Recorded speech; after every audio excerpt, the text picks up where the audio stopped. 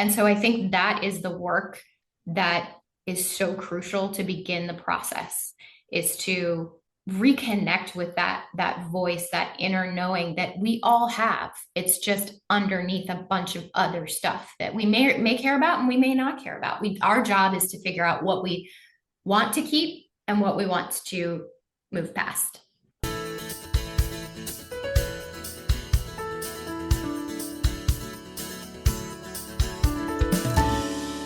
Hello, and welcome to episode 246 of the Quiet and Strong podcast, especially for introverts. I'm your host, David Hall, and the creator of quietandstrong.com. This is a weekly podcast dedicated to understanding the strengths and needs of introverts, along with strategies for success.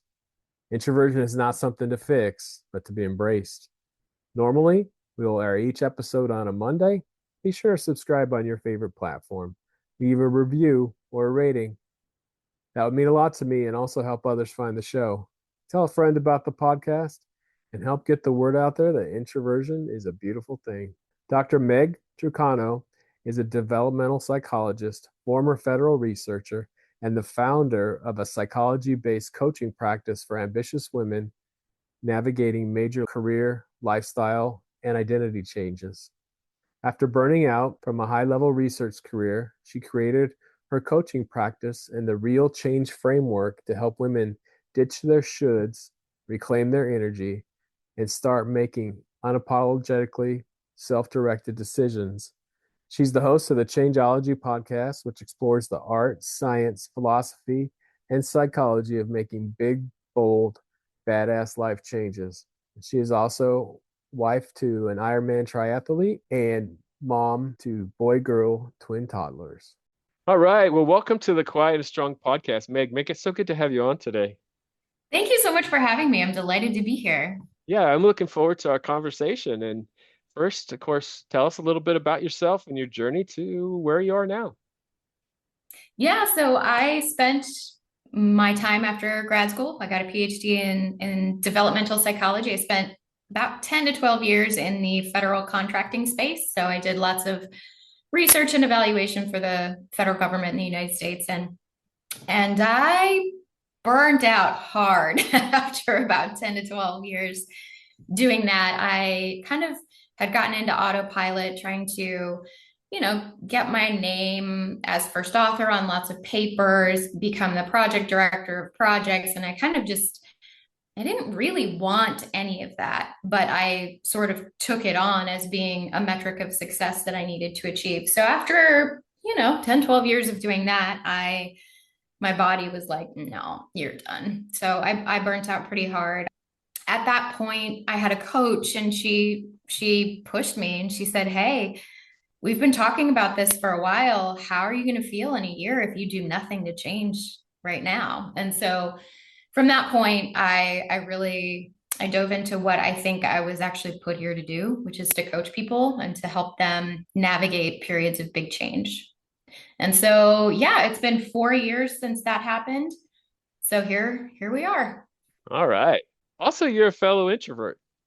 How did you figure that out? And did you have to learn to embrace it? I did have to learn to embrace it. It came easy to me though, once I learned about it, but I was a late figure outer. A mutual connection of ours, Emma Louise Parks, kind of told me after a session one day, we were in the same program together. She's like, hey, I think you might be an introvert. And it just hit me like a ton of bricks because I had always misunderstood, I suppose, introversion as being, I'm shy and I don't like speaking with people or I don't like being around people. And that's not it at all.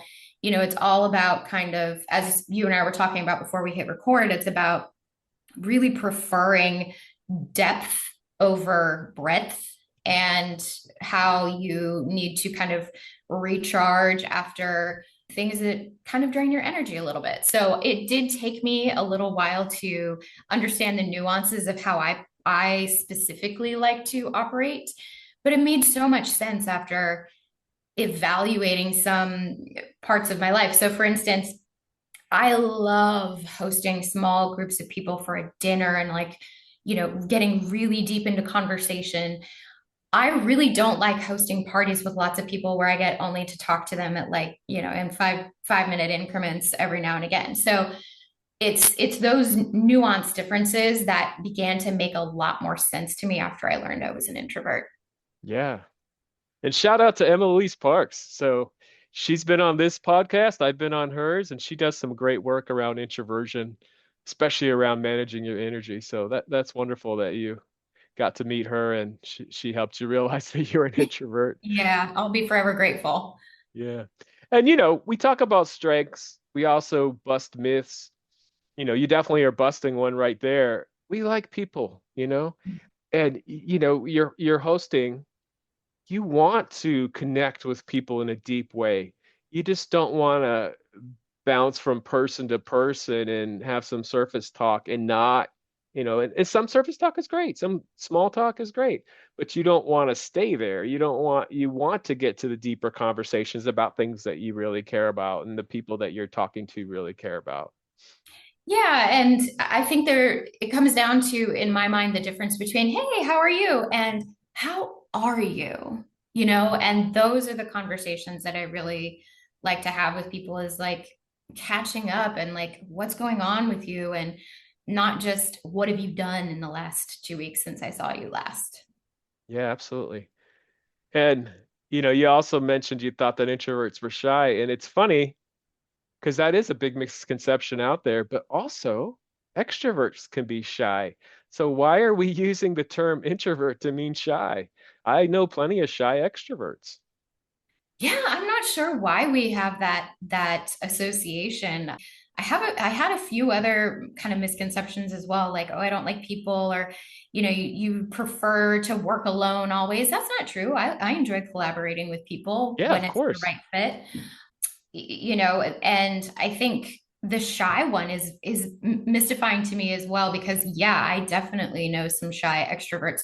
They must be in environments where there's a lot going on and like a lot to process, and they're not interested in participating, but they're in those environments and they're soaking up that energy. Yeah, just when they're shy, it just means they're lacking confidence for some reason.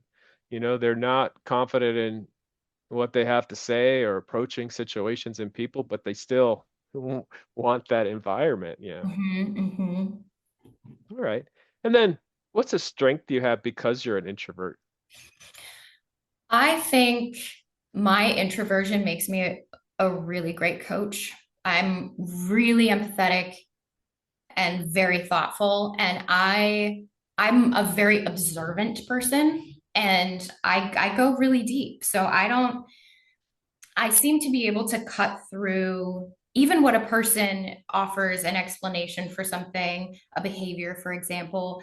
I can kind of see that, oh, okay, that's surface. Let's go deeper. Let's really figure out what's going on here. And I think that's a huge strength in my industry. For the person that I'm coaching, I think a lot of times that takes them by surprise, especially if they're new to coaching. But it almost always results in deeper transformation, which is kind of my thing. Yeah, and we're going to get into that for sure. One more introvert question for you. How have you learned to manage your energy? Was that something you had to learn? I definitely had to learn. I'm still learning. Again, I'm relatively new to this realization that I'm an introvert. So I've been trying a few things, but I think the intersection of learning that I'm an introvert and also becoming a mother. So I'm a mom of twin toddlers. So they All are right. little energy. Yeah, that's got to keep you busy. Yeah, keeps me busy, and they're exhausting. I'll just be honest. And Yeah. so I have taken to, and I'm an entrepreneur. I get to set my own schedule. This is not going to work for every introvert, but I have to take naps in the middle of the day to sort of reset my energy. It's the only way that I can really manage my business, my coaching, and my family life and my energy at the same time without being completely depleted. Yeah. You just take a nap the same time the toddlers do? Is that how you work that out? I used to. Now they're at school and they're taking Okay. naps, and so we Okay. kind of just Uh, stuck with the schedule. yeah. No, and it's people all are that are listening have different amounts of control over their schedule. Some Right. have very little control, some have a lot. And it's amazing when you can work towards that, when you can work towards, you know what, I function best with a nap. And not everybody can take a nap, but if you could work, if that's something you really need, you could work towards that, or whatever it is. I've met introverts that say, yeah, I'm gonna have like a meeting free day where it's just, I'm getting some work done. I don't schedule anything. And, not everybody can do that, but when you can work towards managing your schedule and take more control over it, that can really be powerful. Yeah, and I think there is an assumption sometimes that you have less control over your schedule than you actually do. I had a colleague when we were all working in office at the same time, right? This is before COVID. And she would just shut her door and take a 20-minute nap on her floor with a stuffed broccoli. That's she had like a stuffed broccoli and she Yeah. would sleep on it. And she would wake up and she would be ready to go again. Nobody needed to know that she was doing that. As far as anybody else is concerned, it's not bothering them. It's not, the door was closed. So I think kind of taking ownership of your own energy and really exercising agency to the extent that you can is a huge step in the right direction for change and for anything else. If something is different from how you want it to be, you have the power, or some power at least, to create a better situation for yourself. Yeah. And that's what we're going to get into today. So let's start with your podcast, Changeology. What made you start that? What kind of topics do you discuss? Yeah, so I started it because a lot of my clients that I would work with would say to me things like, "Oh, I wish I had known, that there was a person out there that did something similar," or, "I wish I had known that this was a possibility for me."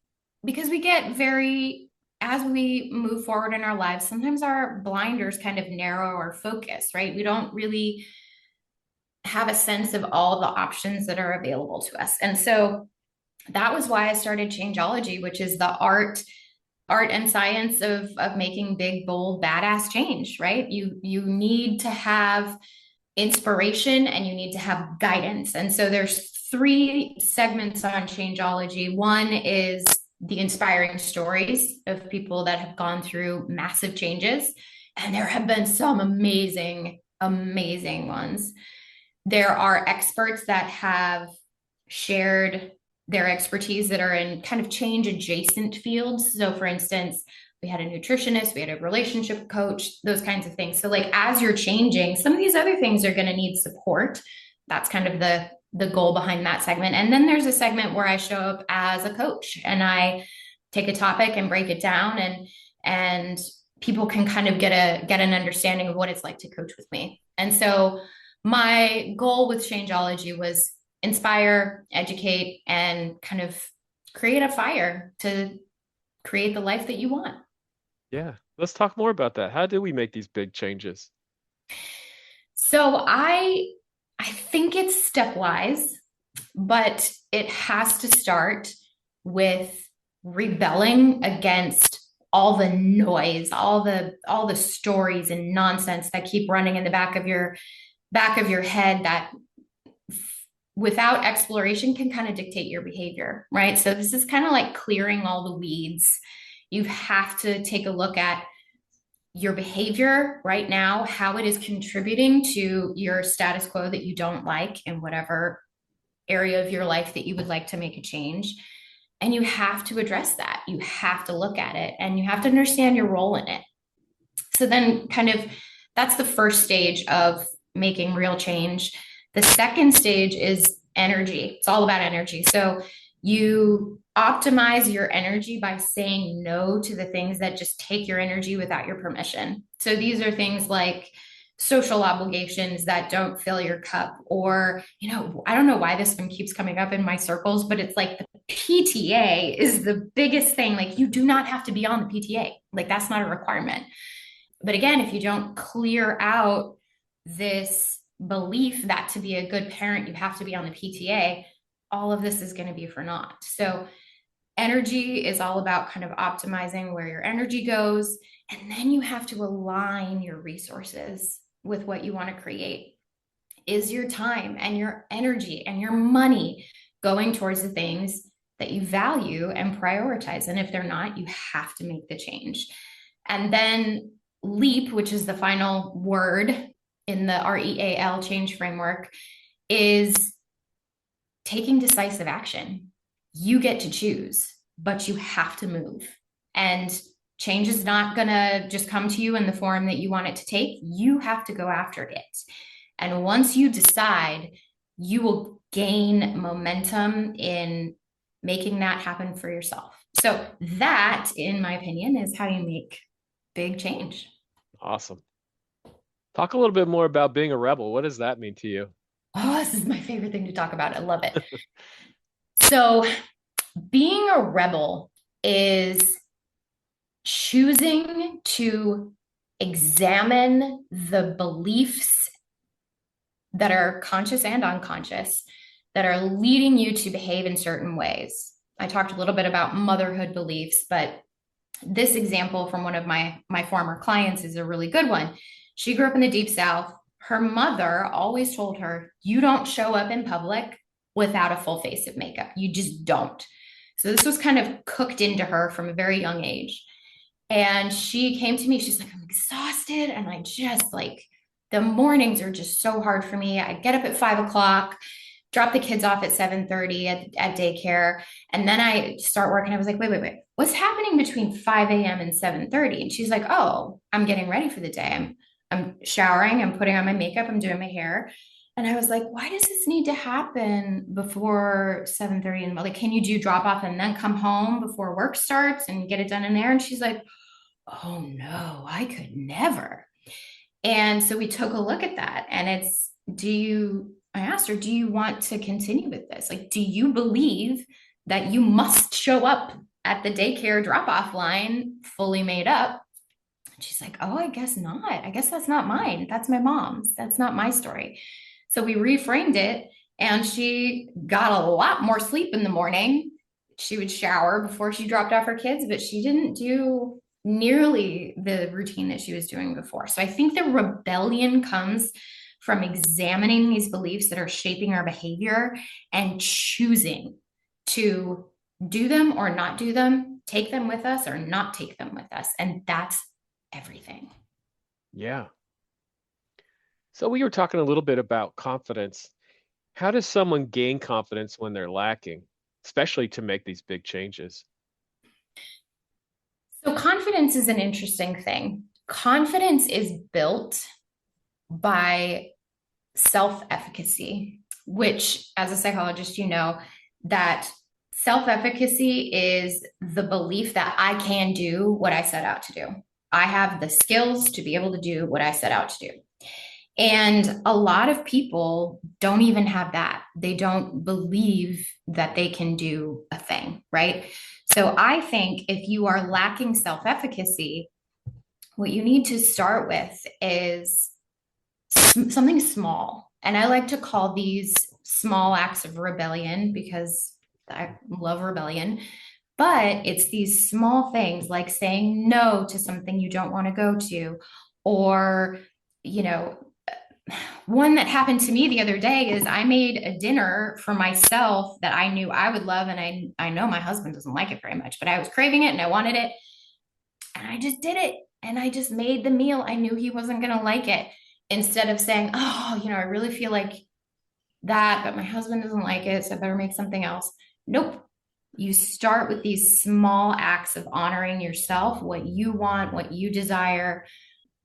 And I think for many women, they've never done that in their entire lives. It's always been someone else. It's always been someone else's needs that come first. And choosing yourself over and over in small ways will build that self-trust, which in turn will build that self-efficacy, which in turn builds that confidence, right? Confidence is kind of the end of the line. You have a lot of self-development and just kind of like small things to do to build that end of confidence, if that makes sense. Yeah. And you just spoke of self-trust. Tell us what that is. Yeah, so self-trust is a deep and abiding understanding that you matter and that your needs and desires matter and that you deserve to receive the things that you want, right? And so the outward manifestation of self-trust is, not second guessing yourself and being confident in your decisions. And it can be quiet confidence as introverts. Like we have kind of this quiet power about us, but it can also be as simple as enjoying your own company. But it's showing up authentically as yourself for yourself consistently. Yeah. And how do we do that? Yeah, I think a lot of it is the small acts of rebellion, of course, but I think another component is keeping the promises that you make to yourself. If you are wanting to make a change, maybe be a healthier person, maybe get a new fitness routine, you promise yourself you're going to get up at 6 in the morning. When you get up at 6 in the morning, that's a vote for your self trust. That's showing yourself that you can show up for yourself. And over time, these small things become a larger sense of like, yeah, I promised myself I was going to do this, and I matter. I like to think about self-trust as being analogous to a relationship with a best friend. So let's say you have your best friend and you talk to her all the time, whatever, and there's a big thing that comes up, you ask her advice. And she's like, "Well, here's what I think you should do." And you kind of consider that and you're like, "Yeah, okay, I'm not going to do that." And you do this over and over and over again. That's what erodes self-trust, right? Is that just ignoring your own best judgment over and over again for the sake of someone else, for the sake of what you think you should do, for the sake of another person's approval, etc. So it works both ways. Keeping the promises that you make for yourself will boost your self-trust, but keep failing to listen to your own intuition, and that will erode your self-trust over time. Yeah. And how does seeking the approval of others get in our way? Yeah, I mean, bringing it back to that best friend analogy, it's like you ask your best friend what you should do, and then someone else over here tells you their opinion, and you're like, "Okay, best friend, I know you've known me for my entire life, and you know me better than anyone, but this person over here, I'm going to listen to them instead." It's the same mechanism. It's the same process of asking someone external to yourself what's best for you. Yeah, absolutely. And so you definitely talked about in your own story, you were in a career that you really were burning out in, you Mhm. know, and we find ourselves in those places, and that's probably a lot of the people that you work with that they were doing something they thought they should be doing, but it really, is leaving them feeling empty inside. Is that the case for a lot of people where they have to like hit that rock bottom moment to make these big changes? I will say most of my clients are either at rock bottom or they're aiming for it, Okay. and they kind of want to get help before they hit that rock bottom. I don't think you need to hit rock bottom to make a change at all, Okay. but I think you need to be more aware of how what you want and where you are different, right? I think a lot of people intentionally, because it's hard, because change is hard, they intentionally don't acknowledge that they're unhappy or that they wish they were doing something else or they wished something was different until, something hits the fan and they have to deal with it at that point. And so I think part of my goal as a coach is to help those people who have hit that point and they really do need help kind of rebuilding. But I also want to reach those people who are like dipping their toe into the idea that maybe things could be different for them and get to them before they travel this like very depressing road toward burnout and being unhappy. Yeah. And how did you decide to be a coach yourself? This is an interesting story. I had a coach at the time that I was kind of undergoing all of this self discovery and whatnot. So I knew that they having a secondary perspective was hugely helpful. At the same time, I got very into budgeting and money management and helping women, specifically my friends and friends of friends. So I had like a little money coaching thing on the side and I loved it. It was, I would work 8, 10 hour days at my day job and I would have, you know, 2 sessions at night with after work with people and I would feel like I just, you know, I was so energized by this because it was the kind of work that was meaningful to me, that I was helping people make these realizations. And as I continued to do that and transitioned into that full time, I realized that people would come to me with money related things, but that was just a symptom of needing a larger change, kind of sitting at the bottom of it. So once I realized that, I was like, okay, it's actually about the change and it's not so much about the money. So I kind of switched my coaching niche and now I really just focus on the change, which includes money oftentimes. Yeah. So tell us about the benefits of coaching. Obviously, you benefited from it, and now, you're a coach yourself. So why is coaching helpful for us? Oh, I could go on about this for days. I really could. I think getting the right coach is important, but once you do, this is the only time in your life for most people where you have someone who is 100% in the relationship for you, right? For you. You get to be in a relationship with somebody who can hold up a mirror and be like, do you realize this is what you just said about yourself and about, and that process of exploring yourself while someone else guides you through it is just utterly transformative. And it opens your eyes to possibilities that you never knew existed before. And you cannot do that when you are, you know, your friends can help. Yes, your spouse can help. Yes, your connections and your network. Yes, they can help, but they have their own lives. They have their own agendas and their own ways of operating, their own opinions. The coach is there for you, 100% for you. And their only goal is to see you succeed in what you bring to the coaching relationship. Yeah, I love that because even the best people in our lives, it's not 100% about us. And not that it always needs to be, but to get do that work, yeah, having someone completely focused on you can be amazing. Yeah, and I am personally not the kind of person who needs this kind of support a whole lot, but there's a huge accountability piece too. Showing up to a coach and having to say, oh, I didn't think about that last week like you asked me to. Let's explore why that is. So there is that accountability piece that for a lot of people is very helpful to kind of get over any. I don't know, you throw up things to get in your own way all the time. And coaches, if they're good, they can see right through that and they can help you address them so that you're not standing in your own way anymore. Yeah.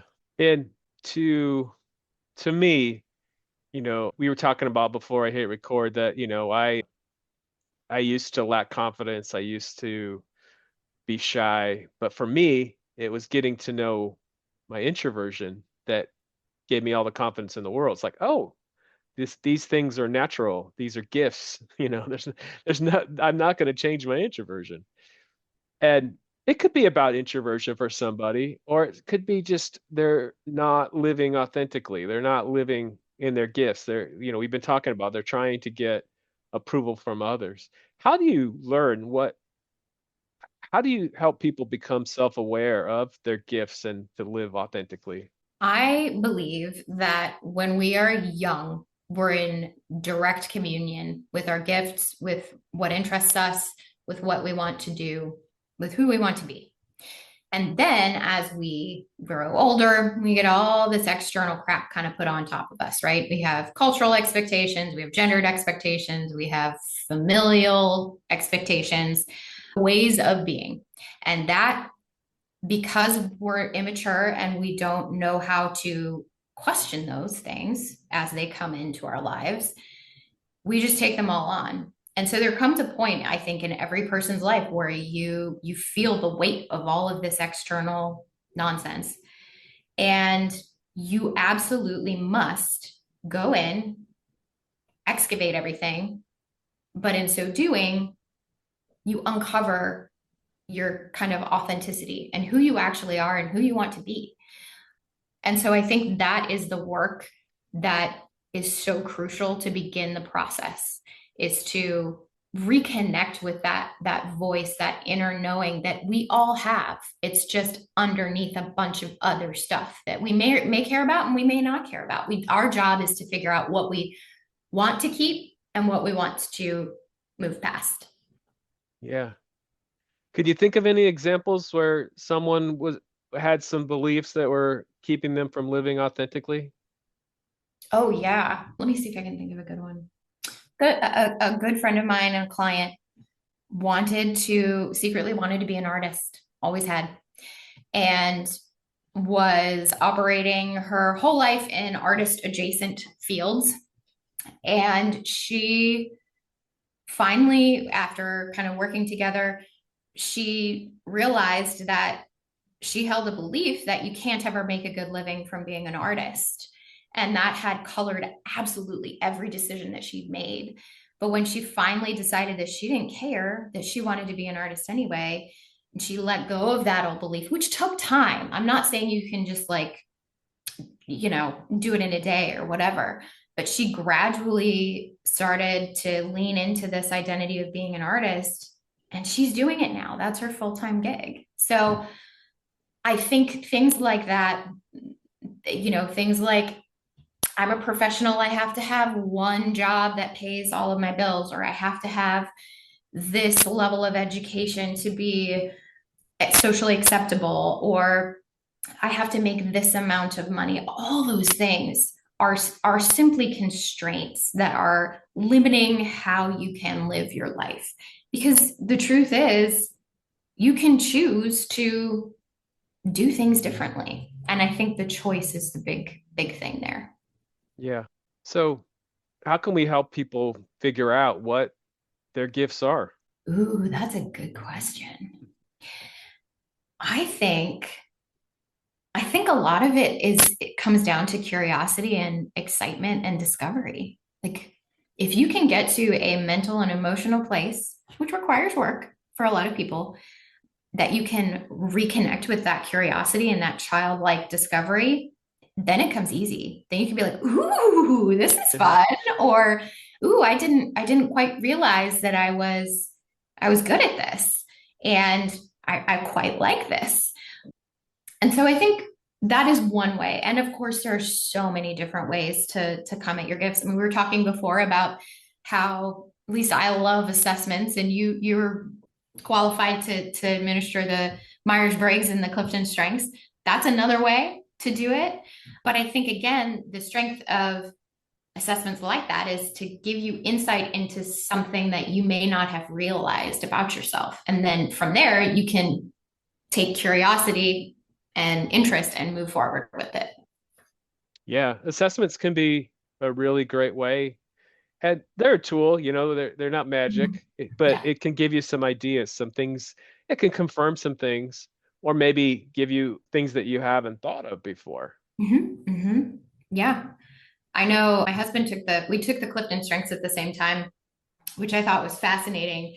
And one came up for him that was competition. I think his number one is competition. Oh, And the man is the most even keeled, like chill person I've ever met. And his number one is competition. And I thought it was really interesting to both of us. yeah. And so for those that don't know, Clifton Strengths, there's 34 themes of talent, and it gives you your top five because the premise is that you do best by working in your strengths and not trying to focus all your energy on fixing weaknesses. it's funny because the strengths can be manifested in so many different ways. Because, competition is one of his strengths, but then he has others that work with that. And competition isn't in my top five, but it is in my top 10. And, people probably don't always think of me as competitive, but I really am. I want to do, but I want to be the best. I want to do my best work. I want my team to be the best. I want those in my family to be their best. And so I am very competitive. Just people don't wouldn't always think of me that way. And I'm sounds like it's something similar for your husband that, he has a competitive side, but people may not think that. Yeah, and I think it also speaks to different kind of facets or different roles, I guess, of a person's personality. I think in his work environment, this comes out a little bit more than in our home environment, but he's also a competitive triathlete. Oh So yeah, see, there you it, go. it comes out Yeah, there yeah. very. You definitely don't do that unless you have a competitive streak in you. Mhm, exactly. Yeah, that's great.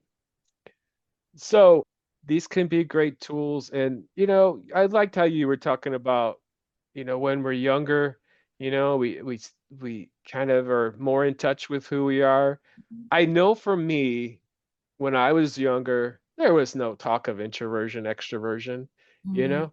There was no understanding that I might have some different gifts. It was more of here's this one way that everybody needs to do this thing. And, I definitely had to overcome all that.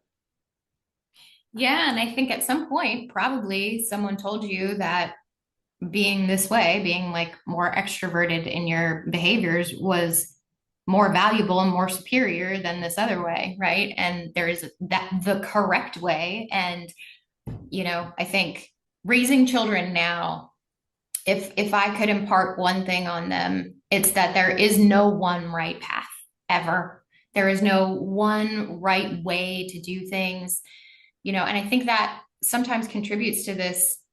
At least I have in the past been guilty of kind of over researching in advance of a big change or something like that. Like, oh, I have to find the best way to do this. And, I have to find the right way to do this. And I won't make any moves until I'm 100% certain that this is the right thing. And when you realize there isn't a certainty, there isn't a right thing, it frees you up so much to just move and collect data and make mistakes and change your mind. So if I had one thing to impart on my kids, it's going to be that, I think. Yeah. And part of my epiphany is I have three kids and they're all very different. Mm-hmm. We basically raised them the same, but they all have their unique gifts and they all have their own needs and capabilities and that was part of just understanding and kind of goes back to what I learned from the Clifton Strengths. Our gifts come to us very naturally. And I Mm-hmm. saw that in my kids. They're not the same. They're all doing different things and they're thriving and it's amazing, but they're definitely aren't don't all have the same gifts. Yeah, and I'm a mother of multiples, and I can tell you they're two very different human beings. They're born at the same time, Yeah, I was gonna say they're twins, right? Yeah, yeah. And they're not the And same. no, oh my gosh, no. In fact, when they were really, really little, people used to say, obviously they look very similar when they're tiny babies, but now that a lot of people don't even realize that they're siblings because they just are so different. My son is very quiet and observant. My daughter is extremely outgoing but I think she's an introvert actually, knowing what I know, She can because be. yeah, she'll do the like going out and like talking with people, and she'll talk with one person and she'll be very into it, and then she'll look at me and she'll be like, "Mommy, I need some quiet time." So she's 3. So if she knows that at 3, I think hopefully she Yeah, will be that's ahead of the that's curve. that's awesome. Yeah. Meg, this has been a great conversation. I could talk with you all day. Is there anything that we didn't talk about yet? No, I don't think so. I think if anybody listening is kind of on the fence about, making a change or wanting to be different, have some part of their life be different than what it is right now, just take a first step. Just move in one direction. You'll get more data and figure out what the next one is. You don't have to know everything right now. Awesome. So where can people find out more about you and the great work you do? Oh, I'm very active on LinkedIn. I have an Instagram profile, Meg underscore Trucano, or you could find me on my website, megtrucano.com. And of course, I would love it if people would tune into Changeology to hear inspiring stories and expert-led conversations on things that will help them along their own change journey. Awesome. And I will put all that into the show notes. Thanks again. Wonderful. Thank you so much.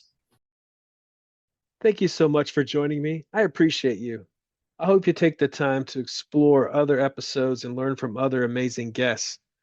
Remember, if you're interested in getting to know yourself better, there is now a free Type Finder personality assessment on the Quiet and Strong website. This free assessment will give you a brief report, including the four-letter Myers-Briggs code. I'll add a link in the show notes. And I'd love to connect with you. Reach out at david@quietandstrong.com or check out the quietandstrong.com website, which includes blog posts and links to social media for Quiet and Strong and much more. Send me topics or guests you would like to see on the show.